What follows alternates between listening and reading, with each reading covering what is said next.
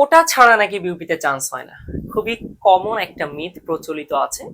Even এই মিথটা শোনার পরে তোমরা অনেকেই বিউপিতে পরীক্ষা পর্যন্ত দাও না।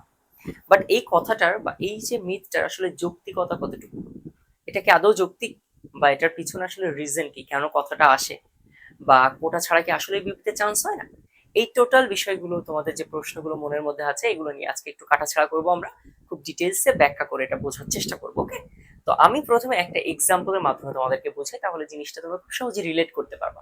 মনে করো বিওপি 100 জন স্টুডেন্ট নিবে। কতজন? অনলি ধরে নাও 100 জন নিবে। সাপোজ 100 জন স্টুডেন্ট বিওপি নিবে। এইটা বিওপি তিনটা ক্যাটাগরিতে নিয়ে থাকে। কয়টা ক্যাটাগরি? তিনটা ক্যাটাগরি। একটু তিনটা ক্যাটাগরি আমরা একটু লিখি। দেখো, একটা প্রথম একটা অন দিলাম, একটা তীর, দুইটা এবং তিনটা ক্যাটাগরিতে নেন। এই তিনটা ক্যাটাগরির মধ্যে প্রথম ক্যাটাগরি মনে করো এখানে 27%। 27%, এই 27% হচ্ছে সামরিক বাহিনীদের জন্য। সামরিক, ঠিক আছে, সামরিক বাহিনীর যে সন্তানরা আছে, শুধুমাত্র সামরিক বাহিনীর সন্তানদের জন্য এই 27%, অর্থাৎ 27% স্টুডেন্ট সামরিক বাহিনীর সন্তানরা সুযোগ পায় এখানে। অবশ্যই পাশ করে আসতে হবে, নাহলে কিন্তু না। ঠিক আছে, তাদের মধ্যে কম্পিটিশন থাকে। এরপরে এইখানে 3%, এই 3% আসে কোথা থেকে জানো? এই 3% আসে হচ্ছে তোমার, এই 3%, এই 3%-এর ভিতরে ডিজেবল কোটা আসে। আমি ডি লিখলাম, ডিজেবল কোটা আসে। তারপর হচ্ছে মুক্তিযোদ্ধা, ফ্রিডম ফাইটার, এফএফ। ফ্রিডম ফাইটারের শুধু সন্তানেরা, নাতিপুতি না কিন্তু, সন্তানেরা ফ্রিডম ফাইটারেরা আসে। এরপরে এখানে হচ্ছে ক্ষুদ্র নৃগোষ্ঠী, এথনিক পিপল, ইপি লিখলাম, এথনিক পিপল।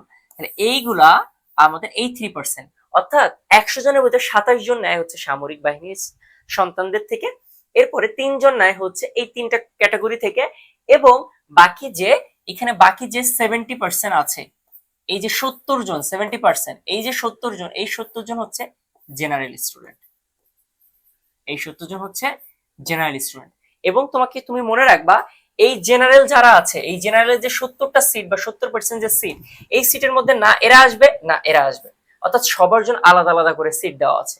এই জেনারেলে তুমি যদি 100 জনের মধ্যে, 100 জনের মধ্যে তুমি যদি 70 জনে না আসতে পারো, 70 জন, মনে করো তোমার ক্লাসে 100 জন স্টুডেন্ট আছে, সেই 100 জনের মধ্যে যদি তুমি 70 জনে না আসতে পারো, তাহলে কি তোমার প্রিপারেশনটা আদৌ টপ নচ?